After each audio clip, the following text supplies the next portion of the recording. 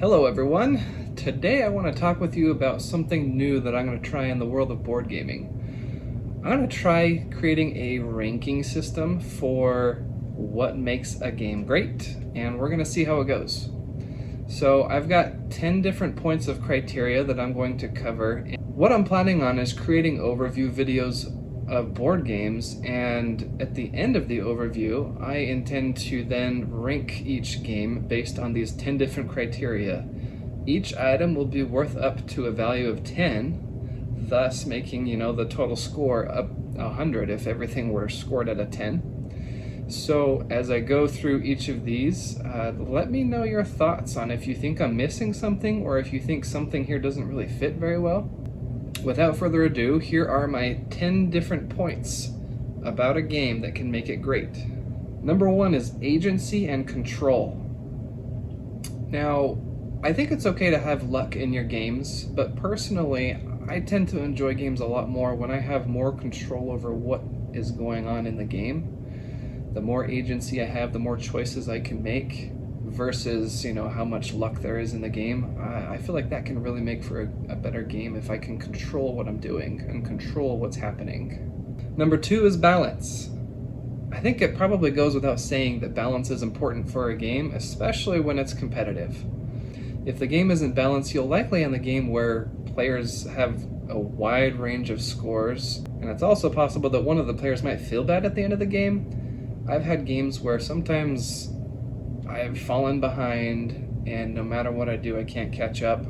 And I think when a game is really well balanced, those kind of situations can be avoided a little bit.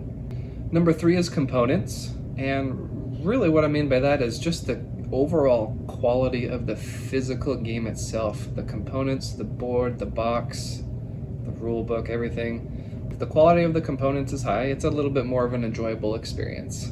Number 4, crunchiness. I love it when a game is really tight and crunchy. When a game is loose and kind of easy to play, easy to win, it tends to get boring after a while. There are some games that I've played 10 times, co-op games specifically, where I've won 10 times, played 10 times, win 10 times, and it's just too easy. There are other games where it's really crunchy, really tight. Do I keep this resource to get that one? Do I spend this resource to get this ability? So I think crunchiness can add for a more interesting game, and thus a greater game to enjoy. 5, ease of learning. I want to be careful with this one because I really enjoy heavy games, and sometimes those are not the easiest to learn. One thing I will say about that is there are some heavy games that are not that difficult to learn because the theme has really shined well with how the game plays. One great example of this is Galactic Cruise.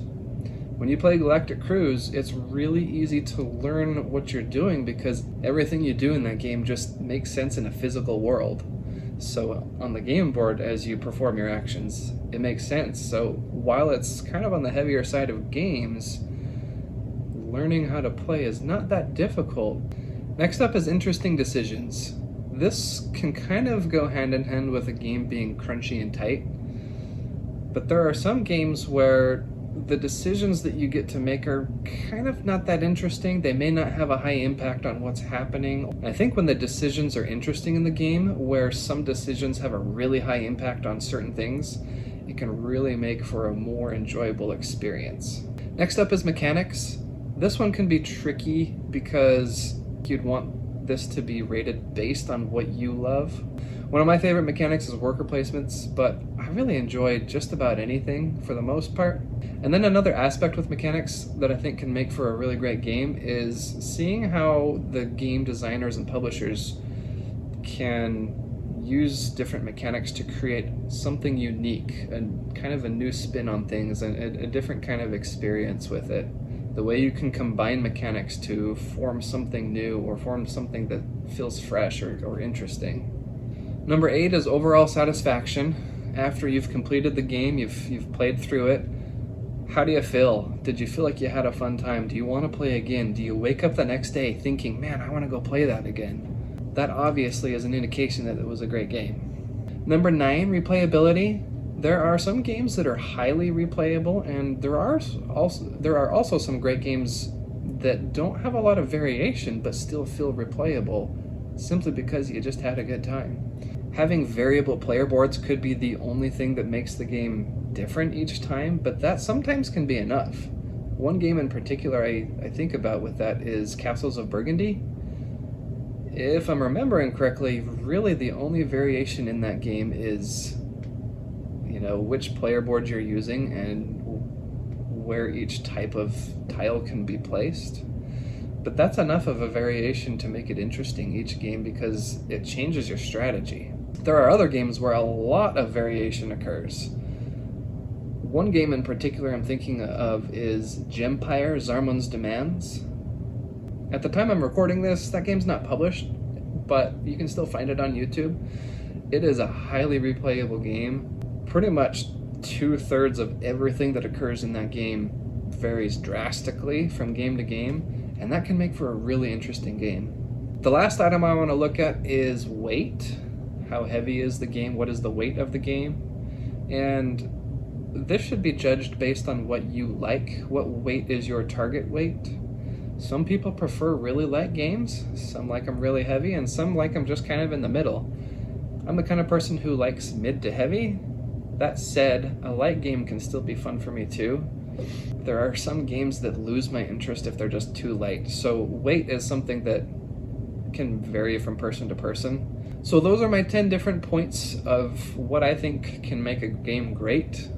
Let me know if you think I'm missing something, or if you think I've got too many things in there, or if you feel like I've got a pretty good mix of things.